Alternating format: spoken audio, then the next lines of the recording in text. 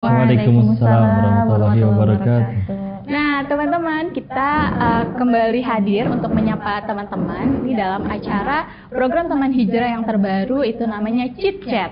Chit Chat itu adalah cerita tentang cinta dan ta'aruf. Nah, kalau dari judulnya nih kayaknya udah mengarah itu subjek banget gitu kan, cinta gitu. Nah, untuk episode pertama ini kita sudah kedatangan pasangan fenomenal, pasangan fenomenal yang udah tersebar seantero, seantero dunia maya. Dunia mana nih? Dunia maya atau dunia lain gitu? Nah, dunia lain ya. Nah, jadi kita ini udah kehadiran pasangan fenomenal, tuh kehadiran Koh Denis dan Teh Yunda. Assalamualaikum Koh Denis dan Teh Yunda. Waalaikumsalam warahmatullahi wabarakatuh. Ini panggilnya Kokoh atau Opa? Kokoh aja. Gitu. Atau Bapak nih? Kokoh aja. Kokoh ya. Kokoh ya. Jadi biar lebih terasa kokoh, biar sesuai dengan mukanya gitu ya, Koh. Oke, ini mungkin untuk teman-teman yang belum tahu Teh Yunda itu siapa atau Koh Denis itu siapa, mungkin boleh kita coba kenalan sedikit dulu ya. Insyaallah. Gitu. Jadi boleh kenalan dulu mungkin dari Koh Denis. Koh Denis ini asalnya nih dari mana nih? Soalnya kan kalau dari muka kayaknya bukan orang Indonesia gitu kayaknya. Insyaallah. Ya. Jadi boleh Koh Denis namanya siapa, asal dari mana gitu Koh. Silakan Koh Denis. Bismillahirrahmanirrahim. Assalamualaikum warahmatullahi wabarakatuh. Waalaikumsalam warahmatullahi wabarakatuh. Namanya Lin Chin Fu. Lin itu marganya, Chin dari kata cinta artinya emas, Fu dari kata Xing Fu artinya blessing, berkah. Cuman gitu. Kalau ribet manggilnya nama Indonya aja Denis. Tapi saya Denis ini bukan nama Indo ya. Nama pemain sepak bola. Iya, dulu dikasihnya zamannya Dennis Bergkamp lagi terkenal ya. Jadi ya udah untuk nama Indonya itu. Lahir mah udah di Bogor, udah orang Bogor. Bukan di Cina ya? Yang masih lahir di Cina leluhur kakek nenek ke atas. Kalau ayah pun udah lahir di Indo, udah jadi WNI kita semua ya. Jadi kalau sekarang KTP-nya pun KTP Indo. Oh Indo ya. Oke, jadi kondisi produk lokal. Cuma namanya sebut aja. Panlok. Oh, Panlok. Panda lokal. Oh, Panda lokal. Oke, boleh, ini Panda lokal. Nah, itu kalau untuk Koh Denis, oh ya Koh Denis umurnya berapa kok, maaf? Saya kelahiran 91. 91 itu berarti 30 sekarang. 30 ya? Oke, masih milenial ya? Milenial, insyaallah. Oke, nah sebelahnya ini wanita cantik pilihannya Koh Denis. Boleh mungkin bisa perkenalan dulu Teh Yunda. Masya Allah, perkenalan apa nih? Perkenalan, kali aja kebalik nih. Teh Yunda yang dari luar. Enggak lah, wajah kayak gini, wajah Jawa. Wajah Jawa.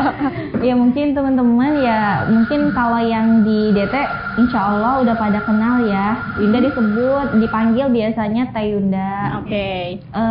Usia sekarang 25 tahun, kelahiran 96 Teh. Jadi nikah sama Koh Denis itu pada saat usia 23 tahun. Kalau suku sendiri sih walaupun banyak orang bilangnya Teh Yunda kok nggak kelihatan Batak, kan dari Medan kayak gitu. Karena memang asal keluarga itu dari Jogja. Ayah ibu mah orang Jogja, cuman memang udah hijrah dari zaman mereka mudanya, mereka pindah ke Medan sampai nanti punya anak, sampai keluarga semua udah tinggal di sana. Jadi Yunda sebenarnya orang Jogja yang tinggal menetap di Medan sebelum diboyong suami ke kota Jawa gitu. Agak panjang juga ya. Warlock juga berarti ya. Alhamdulillah, berarti satu negara ya. Satu negara. Oke, nah ini kan kita tuh pengen tahu nih gimana kisahnya Teh Yunda sama Koh Denis gitu. Mungkin di sini banyak teman-teman juga yang masih belum tahu kisah asmara cia. Udah kalah nih sama asmara selebriti yang lain gitu kan.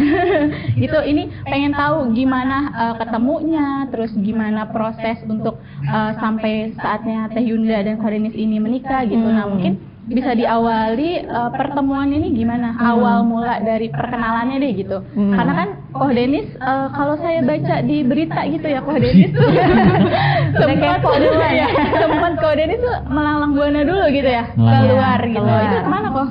ke Thailand 3 tahun, Oh, 1 ke bulan, Thailand. 10 hari di sana. Oh, nah itu prosesnya untuk bisa ketemu itu apakah setelah Kodenis masih di sana atau setelah di sini itu kan Enggak. kita pengen tahu nih gitu. Itu 2 dunia yang berbeda. Oh, 2 dunia berbeda ya. Belum kenal sama sekali sama Teh Yunda waktu itu. Oh, belum kenal. Pulang 2017, kenalnya justru setelah pulang dari situ kan baru belajar agama, belajar ngaji lagi. Salah satunya ngaji ke Darut Tauhid, nyantren di situ. Nah, baru di situ ketemu Teh Yunda. Pertemuan pertama. Oh, pertemuan pertamanya di Darut Tauhid.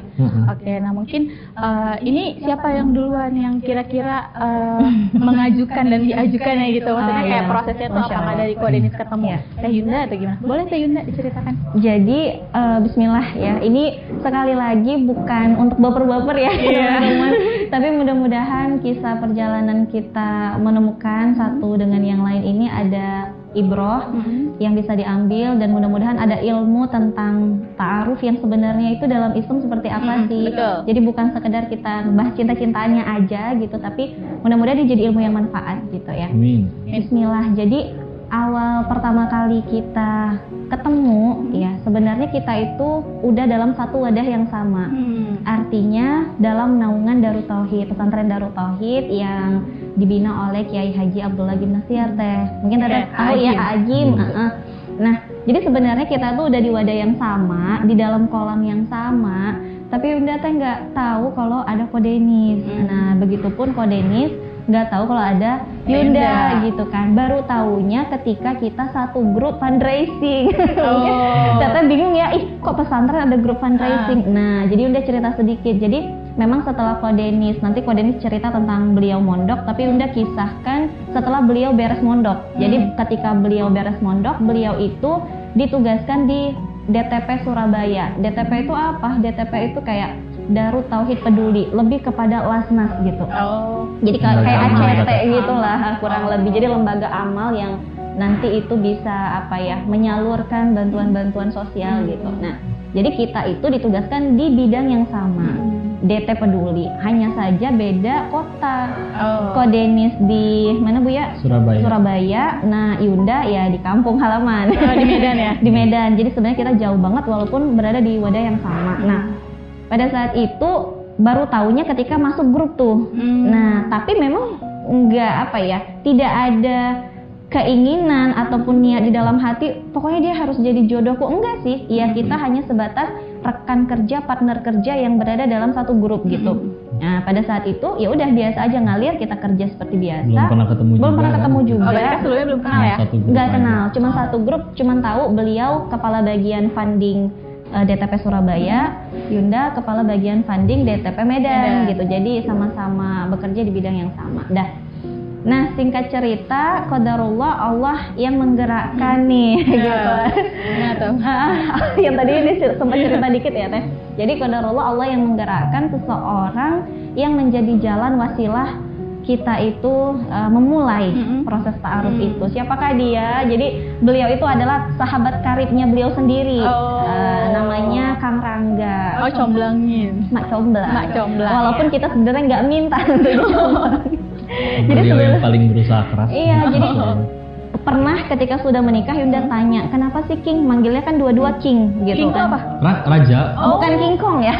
Mintanya dipanggil King Bangga. King makanya dipanggil King karena beliau nggak dipanggil Lord ya. Itu karena udah ada Lord jadinya King Raja. Masa King Nasar doang. Jadi pada saat itu beliau dipindah tugaskan dari Bandung ke Medan. Kayak gitu ya. Nah, pada saat itu kan lebih sering interaksi dengan Yunda gitu kan. Nah, pada awalnya kenapa ya? Kok Ikhwan ini kayak suka banget gitu, kayak merhatiin Yunda. Pada awalnya tuh kan ngiranya dia yang mau ngedeketin Yunda gitu awalnya. Karena kan kalau laki-laki suka sama perempuan atau kayak ada trik-trik mau ngedeketin, kita kan kadang kebaca kelihatan gitu kan. Jadi terendus sampai akhirnya kamu ngapain sih? Nah, Yunda bilang gitu kan. Kemudian beliau nyampein, kamu udah siap nikah belum? Katanya gitu. Kita tuh Pak Denis yang nanya. Pak Denis yang nanya. Bukan. Temennya King Rangga. Jadi Rangga nanti udah. Jadi Rangga udah di Medan sama Yunda. Sama Koko mah belum ada komunikasi, belum ada interaksi di situ. Ya, jadi sama Rangga interaksi setiap hari kita. Karena dalam satu bidang juga dia funding gitu kan sama Yunda bareng tiap hari, sampai Yunda cerita tadi kan beliau orang Bandung yang ketika di Medan bingung banget sama budaya Medan. Kayak di Medan bilang motor itu kereta, kemudian bilang pom bensin itu galon gitu. Kemudian bilang warung itu kedai sampah. Jadi dia masih bingung banget gitu kan. Sampai akhirnya ya kita ngobrol-ngobrol ringan di situ, beliau nyampein, Teh Yunda, Teh udah ada calon belum? Katanya gitu. Yunda kaget, kirain beliau yang mau gitu proses kan. Pada saat itu, enggak, saya belum boleh nikah, Yunda bilang gitu kan. Oh oke, ya udah, beres itu nggak ada obrolan lagi. Nah kemudian selang berapa bulan ya, kemudian beliau ngetek kita lagi tuh gitu kan. Kalau sekarang Teh Yunda gimana? Teh Yunda udah ada calon belum? Nah kita kan gimana ya? Kenapa sih gitu kan? Emangnya kenapa Kang? Oh enggak, jadi dia kayak masih maju mundur mau ngasih apa ya calon ke Yunda, karena Yundanya pada saat itu belum dapat lampu hijau menikah dari orang tua. Pada saat itu Yunda masih berusia 22 tahun jalan 23 Teh. Orang tua ngasih lampu hijau nikah itu pokoknya Mbak boleh nikah itu usia 25 tahun.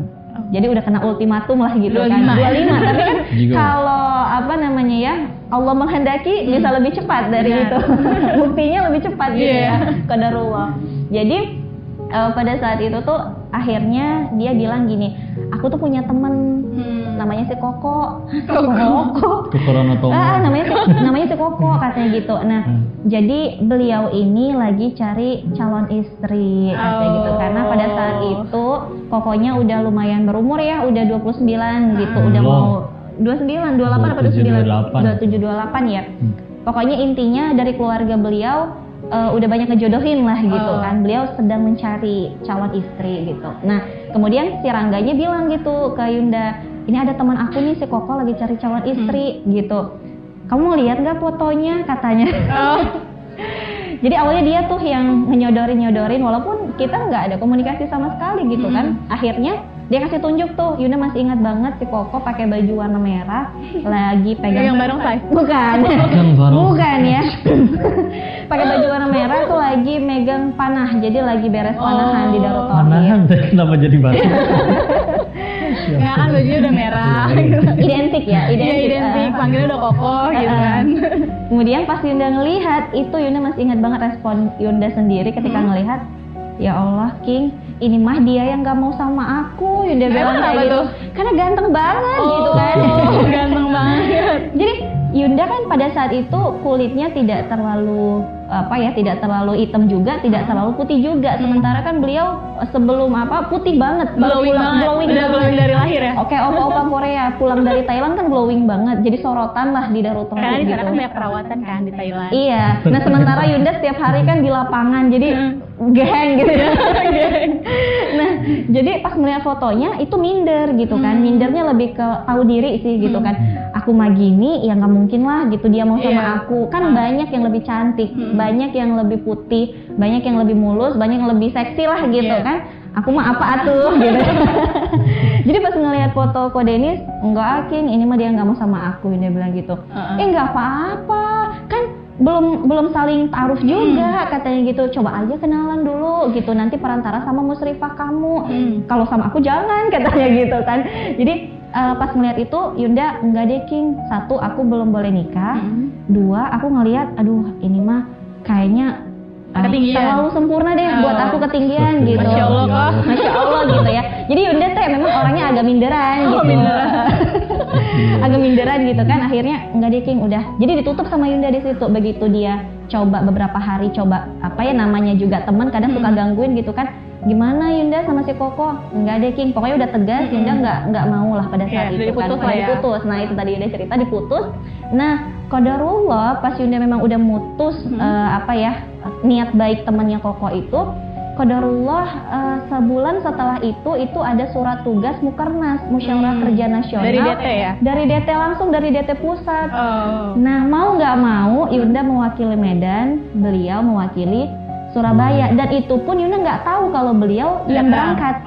Yunda nggak tahu, Yunda kan nggak tahu nama-nama siapa yang menjadi perwakilan gitu kan, karena memang bukan kuasa Yunda sebagai kabak gitu kan, kepala bagian itu kan kuasanya kepala cabang gitu. Jadi nggak dikasih tahu siapa aja yang berangkat. Mereka tahu suruh berangkat aja Iya, ya. pokoknya Yunda berangkat sendiri di situ, dari Medan berangkat sendiri. Nah, ya udah, karena memang kita itu ketika di Darul Mutmainnah, penginapan di DT, nanti kalau jalan-jalan ke DT seru deh gitu. Jadi ada penginapannya macam-macam, ada Darul Jannah, ada Darul Mutmainnah, namanya beda-beda ya. Jadi kita itu penginapannya dipisah, jadi kita nggak ketemu dong, nggak tahu dong gitu kan. Nah, Yunda di Darul Mutmainnah, mungkin pokoknya Yunda nggak tahu deh yang ikhwannya di mana gitu kan. Dah, pada saat itu Yunda udah di Bandung, ternyata beliau juga sama di Bandung. Nah, pada saat waktu rapat tuh kita semua udah dateng teh. Kita udah on time, disiplin lah kan, kata AA kan tiada kesuksesan tanpa disiplin. Jadi kita semua santri itu udah dateng, udah duduk semua, rapat udah mulai. Ya qadarullah, tiba-tiba ada yang ngetok pintu. Assalamualaikum. Nah, koko-koko Cina dari Thailand inilah yang ternyata telat. Nggak sengaja yang telat ya. Itu emang ada apa dulu? Mungkin biar jadi. Emang ada. Tanya aja beliau kenapa telat gitu. Jadi pada saat beliau telat gitu kan, otomatis semua wajah pasti akan melihat ke belakang kan, karena kan itu posisinya kan lagi rapat gitu. Jadi begitu beliau buka pintu, itu kita langsung semuanya noleh.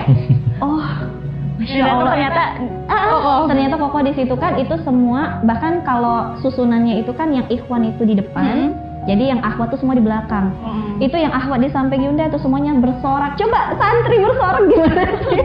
Karena Koko datang. Iya, jadi pada ya Masya Allah, ganteng banget ini, tahu yang dari Thailand itu loh.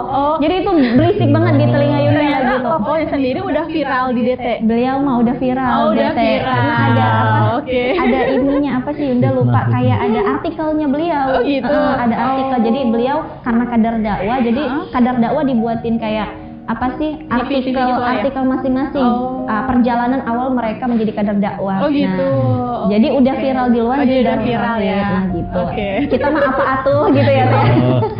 Jadi begitu beliau datang, itu teman-teman pada berisik kan. Ini yang dari Thailand tahu, Masya Allah ya, belum banget ini hanya opa Korea gitu kan.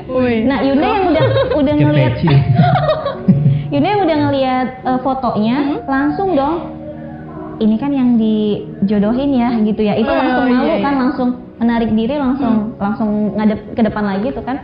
Aduh, mudah-mudahan nggak kelihatan deh. Pada saat itu kok udah tahu Teh Yunda juga udah dikenal, habisnya udah tahu Teh Yunda. Nanti versi beliau deh, versi beliau udah gimana, ini versi Yunda dulu ya. Nah, jadi pada saat itu Yunda menghindar gitu kan. Nggak tahu juga perasaan menghindar tuh kenapa, karena mungkin lebih kepada ingat pesan musrifah ya, karena dibilang gini, kamu jangan coba-coba membakar api kalau kamu nggak siap terbakar. Artinya apa? Artinya Yunda, kalau memang kamu belum siap menikah dan memang belum ada lampu hijau restu dari orang tua, nggak usah coba-coba deh. Artinya takut baper ya? Takut baper. Artinya kalau udah baper, ngeganggu untuk dakwah, ngeganggu untuk fokus belajar, ngeganggu hawa nafsu kamu juga nanti bermain dalamnya gitu. Jadi akhirnya Yunda tegas di situ kan, ya udah nggak usah. Toh juga belum berkeinginan nikah dan belum ini. Akhirnya Yunda udah balik aja, ngehindar gitu kan. Kalau bisa jangan sampai dia ngelihat aku gitu. Udah menghindar duluan ya. Jadi kalau bisa dia jangan tahu aku gitu. Pada saat itu Yunda belum pakai cadar teh. Jadi kadang gampang juga dilihat kan, kalau Denis nyari-nyari mah pasti ketemu gitu kan. Tapi Yunda nutup muka gitu kan. Akhirnya pada saat itu beliau duduknya paling depan lagi, udah telat duduk paling depan. Pede ya kok, yang penting pede. Iya dong, kan biar dapat ilmu. Biar dapat ilmu. Jadi benar-benar jadi sorotan gitu. Kalau dalam hati Yunda, nih orang ngartis banget ya. Suzon. Jadi udah telat duduk paling depan lagi jadi sorotan gitu kan. Jadi udah. Jadi orang pecah fokus nggak? Pecah fokus ya akhwat. Ya akhwat berisik pasti di belakang. Jadi ngeliatin Koko ya. Jadi ya udah aja begitu. Pada duduk di depan, nggak sampai di situ pesonanya. Jadi masih berlanjut. Pesona Indonesia. Pesonanya. Jadi begitu di depan, jadi kita santri itu kadang kan di sela-sela rapat itu guru kadang-kadang suka ngelempar pertanyaan. Nah di sela-sela ada pertanyaan, di situ dikasih hadiah tuh. Yang bisa jawab dikasih 100.000. Ini masih ingat banget tuh. Yang namanya anak kos ya, belum nikah, kayaknya duit merah gitu. Pasti pengen lah semuanya. Nah pada saat itu pertanyaan apa gitu ya, tentang apa Yunda lupa. Tapi pada saat itu yang jawab beliau. Oh, lagi-lagi beliau, lagi-lagi dapat duit 100.000. Lagi-lagi cewek-cewek pada nyuruh langsung heboh. Udah ganteng, masya Allah, pintar juga gitu nyari duit. Ya Allah, Yunda terkompori di situ kan. Terkompori. Ya Adeda yang nanya tuh. Jadi Adeda itu siapa? Adiknya Agim.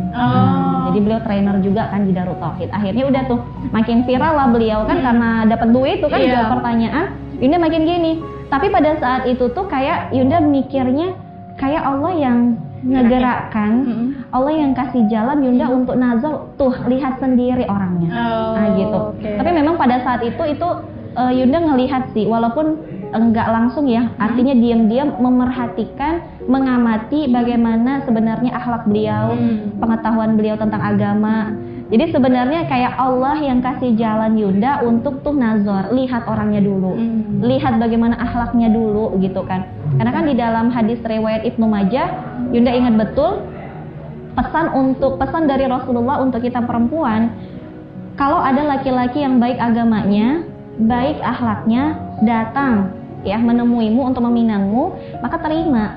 Kalau tidak engkau terima, apa yang akan terjadi? Akan terjadi fitnah dan kerusakan yang besar. Maka ya udah, memang pada saat itu mungkin Yunda belum siap, mungkin dari orang tua juga belum ngasih, tapi ya Yunda paham betul mungkin ada ibroh di balik ini semua. Kenapa? Kok jadi ketemu gitu? Jadi pasti ada ibroh lah dalam kehidupan kita. Akhirnya Yunda sambil mengamati, oh ternyata walaupun beliau banyak yang mengidolakan gitu, tapi beliau pada saat itu jangan baper ya. Pada saat itu beliau benar-benar ngejaga pandangan gitu. Oh gitu kok. Jadi bukan yang ketika banyak yang ngidolain bukan berarti beliau malah narsis, enggak. Bukan, enggak sih. Jadi pada saat itu Yunda ngelihat memang walaupun memang banyak yang mungkin ngefans gitu bahasanya, tapi beliau lebih kayak ngenundukin pandangan. Kadang waktu mau ke buffet, kita mau ngambil makanan juga, itu beliau tuh nunduk aja gitu. Yunda gini, ini nyari duit apa di bawah hilang apa duitnya yang tadi hilang. Makanya Yunda amati kan dari segi agamanya tadi, pengetahuan tentang agamanya lugas, cara penyampaiannya bagus. Yunda kan memang karakter laki-laki yang Yunda cari untuk menjadi suami itu salah satu, selain dia memang paham agama, baik dan lemah lembut akhlaknya, Yunda juga cari laki-laki yang cerdas. Cari laki-laki yang paham ilmu agama lebih dari Yunda, karena dia akan jadi imam kan. Jangan sampai kita lebih tinggi gitu ilmunya daripada imam kita, khawatir kita tidak bisa mengendalikan hawa nafsu kita, ingin memimpin gitu. Makanya Yunda pada saat itu, ya Allah, saya tuh pengen deh punya imam yang cerdas, yang pemahaman agamanya itu lebih di atas saya. Agar apa? Agar dia itu bisa membimbing saya gitu. Ketika nanti saya menikah, kan terbatas waktu saya untuk mungkin akan pergi kajian dan lain sebagainya. Kalaulah engkau ijabah, saya punya imam yang engkau karuniai ilmu gitu, Masya Allah, itu anugerah terbesar karena bisa belajar langsung di rumah gitu kan. Itu aja sih pada saat itu terdetak dalam hati ini. Akhirnya ngelihat beliau cerdas, gitu kan. Kemudian beliau akhlaknya menundukkan pandangan gitu, menjaga interaksi dengan yang bukan mahram gitu kan. Walaupun banyak yang ngefans gitu, tapi beliau menjaga diri lah pada saat itu. Nah, pada saat itu, ya Allah, Yunda udah tahu orangnya gimana gitu. Tapi nggak ada keinginan untuk ngelangkah juga, cuma sekedar tahu, hanya mengambil hikmah, mengambil ibroh. Oh, Allah pengen ngasih tunjuk nih orangnya teh kayak gini. Nah, pada saat itu Yunda masih ngumpet-ngumpet juga tuh. Nah, pada saat beres rapat, azan asar, Yunda masih ingat banget. Kita rapat di Darul Hajj. Dari Darul Hajj itu mau sholat ke Masjid Darut Tauhid, otomatis harus jalan teh. Kalau pernah ke sana pasti tahu deh, dari Darul Hajj itu harus jalan ke Darut Tauhid masjid.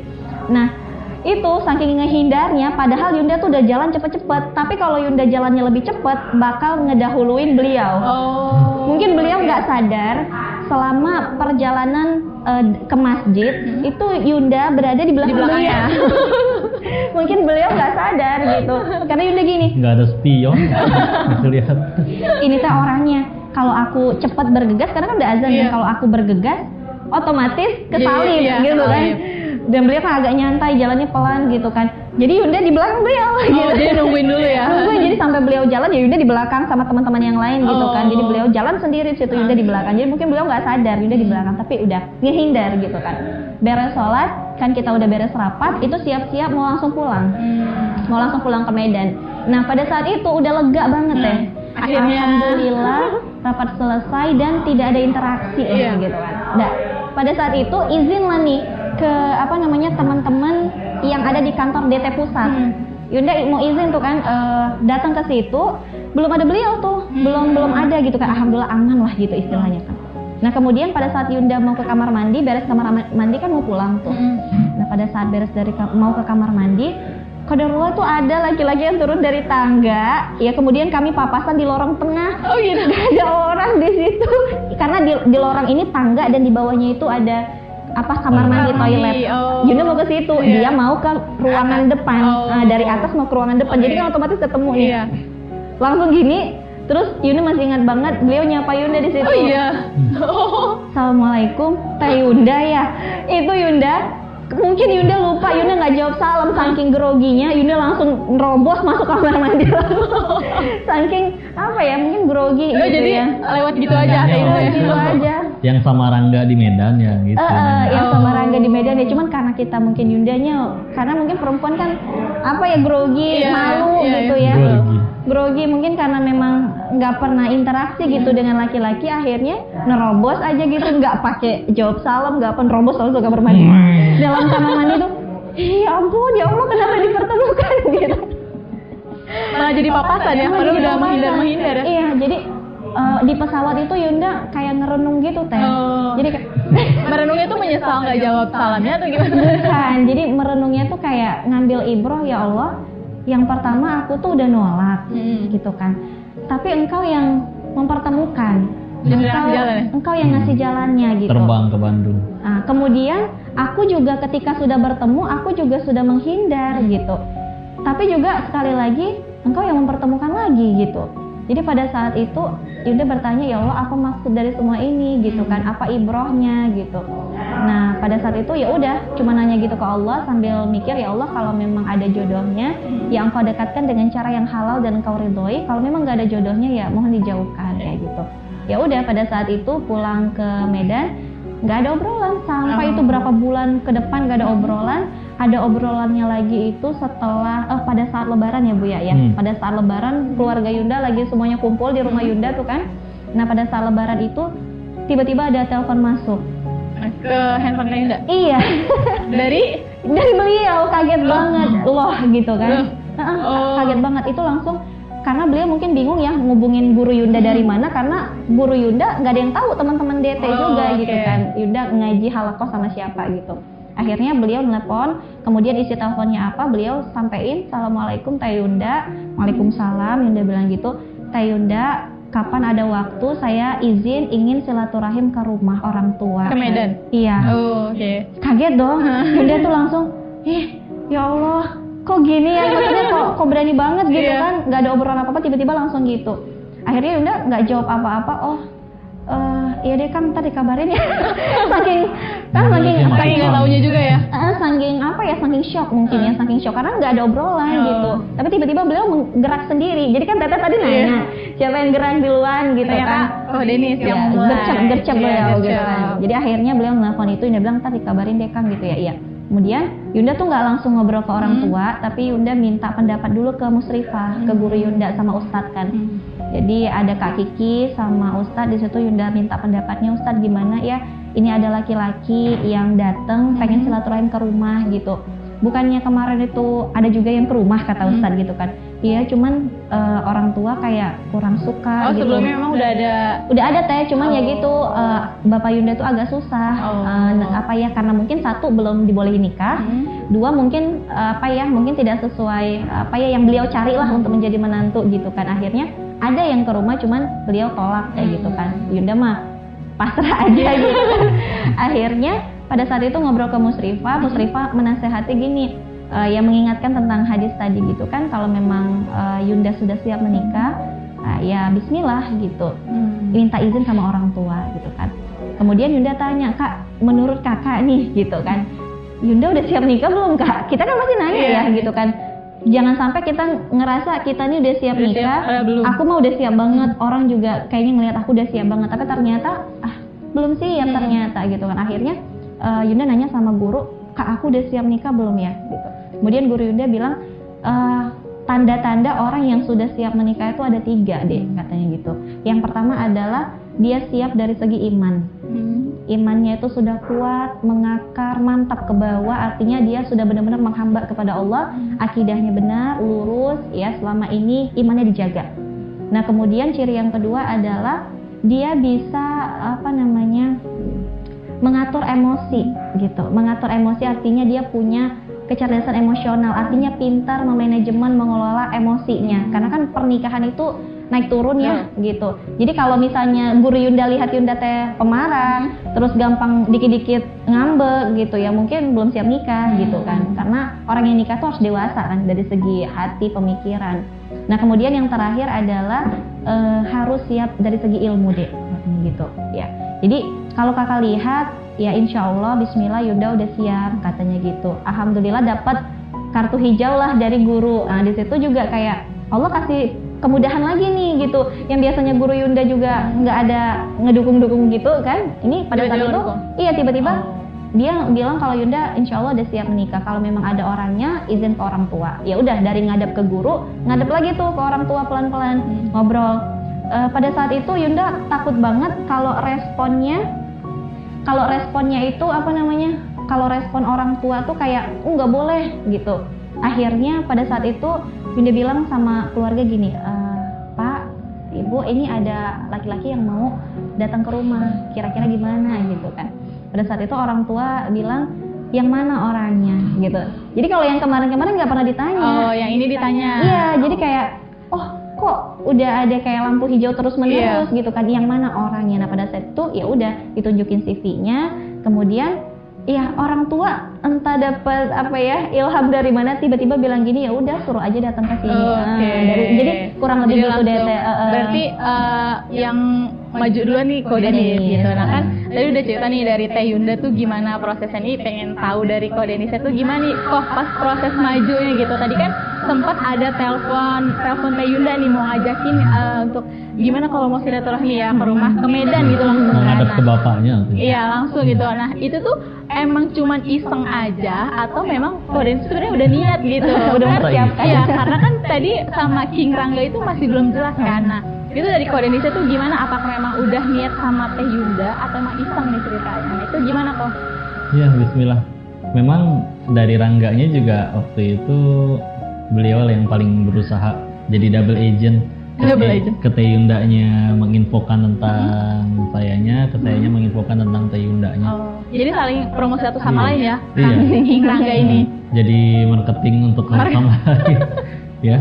Soalnya dari awal sama nggak kepikiran, nggak jauh gitu kan. Sorry, tapi emang Kodenis tuh emang berencana untuk mencari atau memang itu cuma karena King Rangga aja? Udah harus karena sadar betul udah jadi fitnah. Udah jadi fitnah. Ya, udah jadi kan fitnah. Selalu artis ya. artis jadi takut. Udah jadi fitnah karena pernah nyampe kayak istilahnya ngaji juga gitu kajian. Sampai perbandingan ikhwan dan akhwatnya tuh lebih banyak. Yang ikhwannya cuma 4, yang akhwatnya bisa nyampe berapa gitu, 25 kali lipatnya atau gimana. Sampai sekarang juga masih gitu kan. Jadi wah ini mesti dijaga karena sadar diri ini lemah. Jadi harus menyempurnakan lah untuk supaya tidak jadi fitnah. Rangga mengabarkan. Jadi ada waktu itu guru nasihatin. Jodoh itu bukan yang dekat tapi yang dimudahkan. Makanya walaupun waktu itu jarak dengan tempatnya Teh Yunda itu 2000 km dan harus nyebrang laut. Karena kalau dari Bogor masih lebih dekat, Bogor dekat Jakarta. Ini soalnya dari Surabaya ke ujung dulu kan.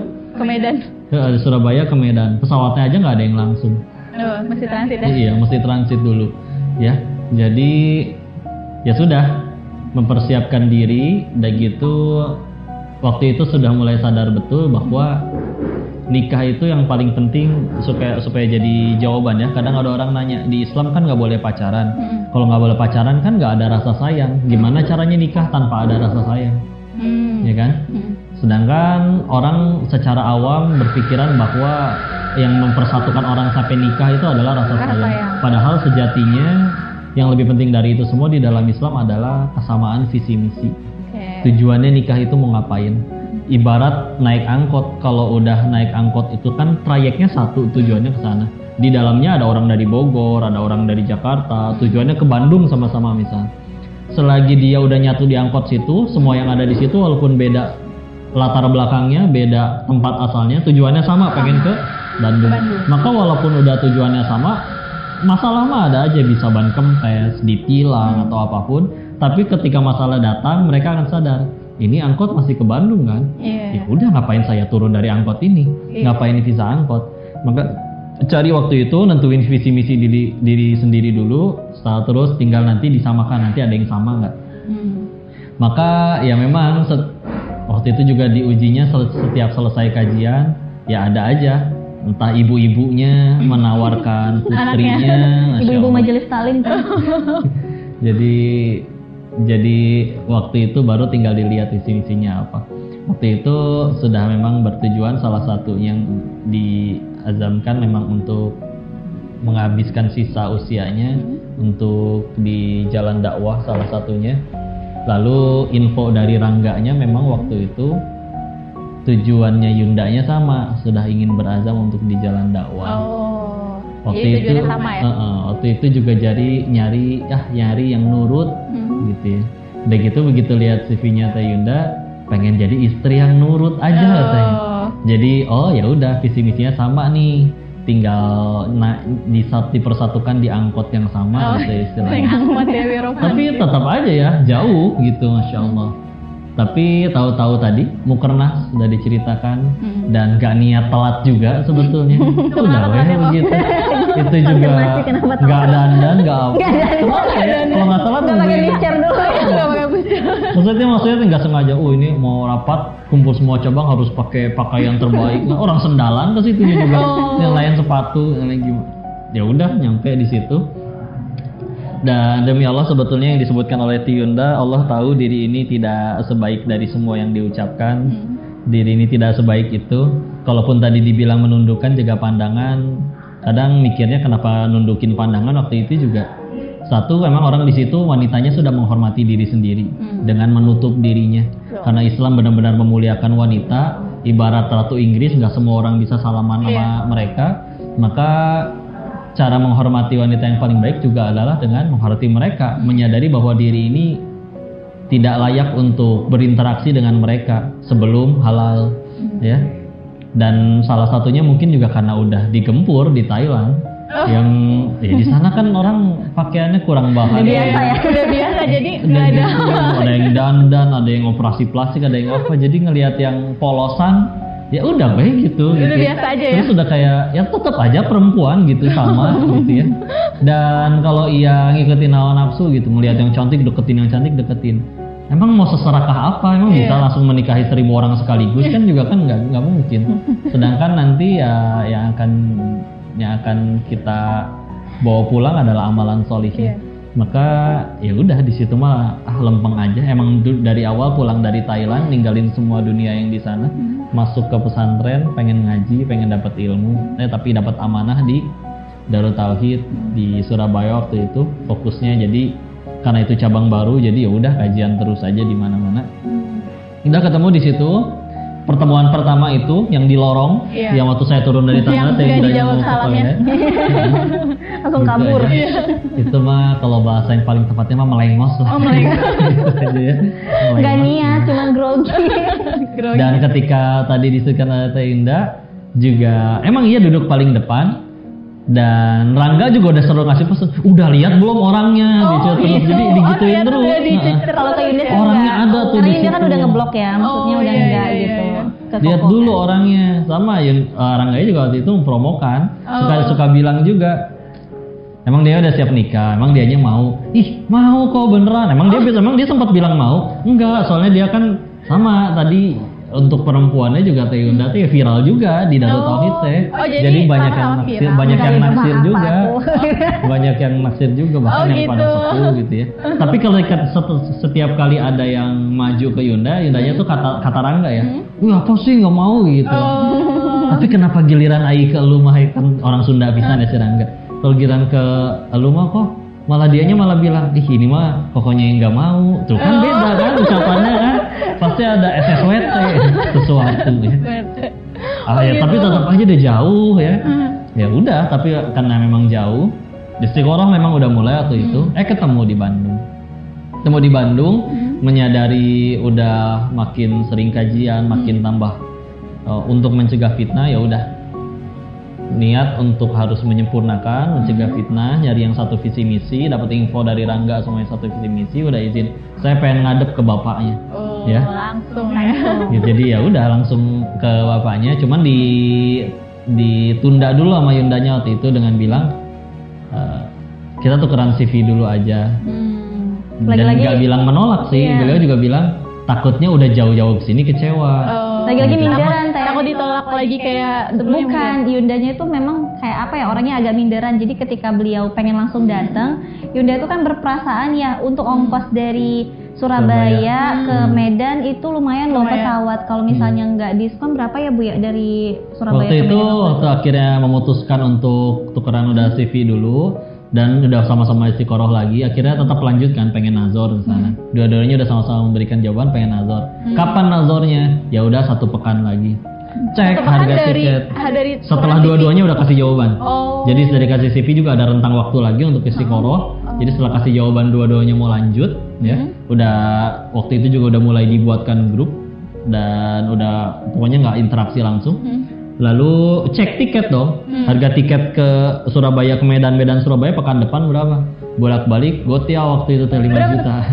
5 juta waktu itu. 5 juta ya, belum untuk nikahnya tuh, itu masih tiket untuk lihat untuk lihat nazor ini calon gitu.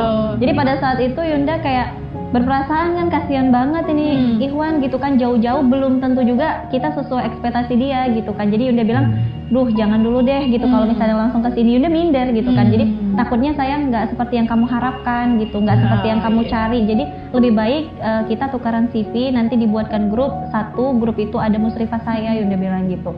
Yaudah akhirnya beliau menyetujui. Setelah mulai proses ta'aruf. Alhamdulillahnya memang waktu itu juga ya duit bukan masalah sih waktu itu. Tapi ketika pulang iya. Udah bawa banyak duit ya, udah bawa uang banyak. Akhirnya ketika cek tiket harga, udah lihat, ya udah siap, udah belum dibeli memang waktu itu ya. Tapi udah jalanin dulu aja. Tanda dimudahinnya itu kelihatan ketika akhirnya 1 pekan sebelum acara harus berangkat ke sana, harus beli tiket. Akhirnya salah satu wasilahnya diundang kajian waktu itu, salah satunya oleh Bea Cukai. Dan begitu selesai dapat rezeki dari wasilahnya melalui mereka, itu langsung dapat setengahnya. Oh tiketnya? Iya langsung dapat waktu itu jumlah untuk setengah harga tiketnya. Dan pokoknya nggak nyampe seminggu sebelum hari berangkat, kekumpul 5 juta tanpa harus ngeluarin dari kantong diri sendiri lagi. Jadi gampang banget ini nyari duit. Langsung gampang banget, udah bayar tiket berangkat ke sana. Di Rangga udah nungguin di sana karena masih khidmat di cabang Medan. Ya, maka itulah pertemuan kedua ngadep di hadapan ayahnya. Dan juga ada guru-guru di situ. Ada guru-gurunya di situ. Di situ saling menceritakan satu sama lain apa kelebihan, apa kekurangannya, dan pokoknya visi misi dijelaskan di situ. Dan itu pertemuan kedua. Selepas dari itu pulang. Jadi waktu itu di Medan itu nggak nyampe 24 jam udah pulang lagi. Oh gitu. Cuman untuk udah ngadep aja gitu. Ini aja yang ngadep aja. Tapi udah dapat jawaban. Istiqoroh lagi dari itu. Diberikan waktu lagi untuk Istiqoroh, masing-masing pulang Istiqoroh, hingga akhirnya waktu itu memutuskan ya akhirnya sepakat untuk lanjut. Dan pertemuan ketiga ya udah akad nikah. Oh langsung ya? Iya. Langsung cepat banget sih prosesnya. Akad nikah. Allah cepet juga, cuman tiga kali pertemuan ya. Langsung akad. Oh akadnya berarti di Medan ya? Ada di Medan. Pematang Siantar sih tepatnya. Jadi dari Medan itu ke Kampung Yunda itu 3-4 jam teh. Masih harus masih. Kan udah bilang udah anak kampung. Jadi satu kampung sama Ustadz Fatih Karim ya. Kalau Ustadz Fatih Karim kan di tebing tinggi ya. Jadi Medan, kemudian nanti ada daerah apa tebing tinggi baru Pematang Siantar. Lewatin kampungnya beliau. Satu kampung. Kampung.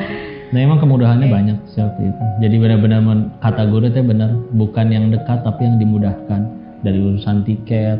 Udah gitu hatinya orang tua juga mungkin nanti Yunda cerita di lapangan karena setelah nikah baru cerita kalau banyak yang udah datang tuh ditolak. Sampai ditanya juga tanyanya yang aneh-aneh demi supaya orang itu nggak jadi aja gitu.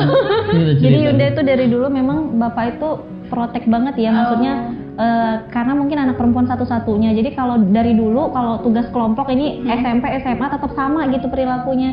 Kalau ada teman cowok ke rumah teh ada aja yang dikerjain. Nanti teman cowok mau ke kamar mandi, di depan kamar mandinya ngasah golok kayak gitu. Jadi kayak pulang beres dari situ ketika mau kerja kelompok nggak pernah mau lagi di rumah Yunda kayak gitu. Takut udah ngasah golok ya. Jadi kayak gitu. Ngeri juga. Ngasah pensil doang Jadi gitu ada aja gitu teh. Bahkan terakhir juga itu ada dokter ke rumah gitu kan. Ya Allah tuh teh mana kasihan deh waktu dokter tuh keringat dingin ke rumah karena ngadep bapak dikasih pertanyaan yang aneh-aneh banget gitu teh. Kayak pertanyaannya kalau misalnya kamu tersesat di hutan. Aneh-aneh banget. Gimana caranya kamu buat bertahan hidup? Ya ampun seorang dokter ditanya kayak gitu. Yunda teh di balik ini kan di Yunda di ruang TV, mereka di ruang utama gitu kan, itu ketawa-ketawa Yunda ya Allah kasih bapak mah. Tapi waktu kalau Denis kesana ditanya aneh-aneh juga? Oh enggak. Makanya Yunda gini, Yunda ada feeling juga karena gitu dari keluarga kok nggak sama perlakuannya gitu kayak udah gitu kan. Entah karena mungkin tampang beliau, Yunda juga nggak tahu lah gitu kan. Tapi memang beda perlakuannya. Oke, nah kan berarti kalau Denis ini kan, maksudnya kalau misalnya Cina itu kan biasanya kan jodohnya sama Cina lagi gitu. Nah itu gimana kalau Denis meyakinkan Teh Yunda nih buat ke keluarganya kalau Denis kalau ini pilihan gue nih gitu. Kan kalau misalnya keluarga biasanya nggak bisa dong, ini kan harus sama Cina sama ini gitu. Ada nggak sih kayak gitu maksudnya? Mungkin keinginan pribadi ya. Atau misalnya keinginan pribadi gitu gimana, atau ada hal-hal yang kayak gitu nggak gitu? Atau mantan amoy? Atau mantannya beliau mah amoy semua, beliau cerita. Nah emang harus kayak gitu ya Kak, kalau Cina harus sama Cina? Sebetulnya enggak sih, secara nggak langsung karena kami itu sedikit. Populasi Tionghoa ya di Indonesia kan lebih sedikit. Karena sedikit, jadi ya ada kayak sebagian banyak dari mereka ingin mempertahankan klan gitu istilahnya. Nah alhamdulillahnya kalau di Chinese itu patriarki apa disebutnya? Jadi marga tuh ikut laki-laki. Jadi walaupun nanti istrinya bukan Chinese juga, masih bisa dapat marga kalau untuk urusan kesananya, begitu ya. Jadi dan memang pihak keluarga tidak termasuk istilahnya Chinese yang saklek, harus sama, harus satu marga, harus satu suku, enggak sama sekali. Jadi bebas, yang penting. Dan ini juga sudah ada beberapa dari keluarga kami juga yang memang menikahnya enggak dengan orang Tionghoa lagi. Jadi termasuk itu juga salah satu termasuk kemudahan. Jadi enggak ada permasalahan apa nggak boleh, dia bukan tenglang itu bahasa Hokkien. Teng sebetulnya teng itu sebetulnya dari kata teng swa, artinya tengah ya, orang tengah. Udah gitu lang itu orang, yaitu bahasa. Jadi karena kan bahasa kalau di Mandarin cungnya itu kan bentuknya kayak begitu, itu artinya tengah gitu. Jadi orang dari dataran yang ada di tengah, kalau di bumi kan emang Cina di tengah-tengah banget, ya. Jadi itu kalau bukan tenglang, jadi nggak nyampe yang kayak gitu biasa aja, udah nggak boleh. Cuman pengen tahu aja orangnya yang mana seperti apa. Cuman memang orang tua, ya keluarga ada yang kaget, maksudnya dulu ya memang dulu sebelum kenal Islam ya pacaran dan semuanya orangnya gini, begitu ya, sama semua. Gitu, mata satu ya? Mata satu garis satu aja. Garis satu loh, kalau jadi kalau ketawa kan nggak kelihatan. Sipit lah. Iya, sipit. Tahu-tahu dapatnya matanya belum. Jadi tapi ya memang sudah hasil istiqoroh, minta tolong kepada Allah. Ya udah tinggal semoga jadi amal soleh, minta pertolongan kepada Allah. Nggak ada kendala alhamdulillah. Seru sekali Insya Allah. gitu. Jadi itu baru pertemuan nih, cerita pertemuan Iya, belum sampai proses awalnya. belum proses dan lain-lain. Terus juga kita belum nanya gimana keluarganya Teh Yunda, keluarganya Ko Denis gitu. Maksudnya gimana cara saling memantapkan dan lain-lain. Pasti kan sebelum ke hal-hal untuk jadi hari H itu kan pasti masih banyak proses dan lain-lain kan. Pertimbangan. Iya, banyak pertimbangan, banyak cobaan, ujian ya Teh ya. Jadi itu masih perlu kita bahas tuntas lagi gitu. Jadi mungkin nanti akan hadir di segmen selanjutnya gitu. Terima kasih untuk teman-teman yang sudah menyaksikan. Jangan lupa saksikan di segmen selanjutnya. Terima kasih Ko Denis, terima kasih Teh Yunda. Semoga bermanfaat ya. Amin. Ya Rabbal Oke, sampai Alamin. ketemu lagi di segmen selanjutnya.